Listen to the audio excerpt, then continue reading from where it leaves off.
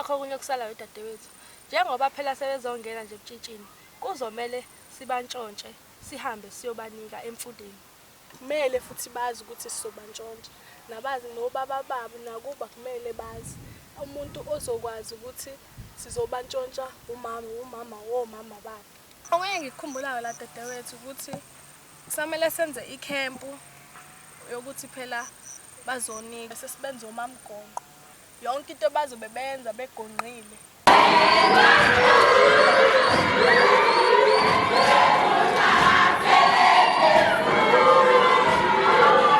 Namhlanje sizonika siyanikhulisa sinikhipha ezinganeni sonifaka ebutshitshini. Ukuhamba phambili nje nakho konke inhlonipho.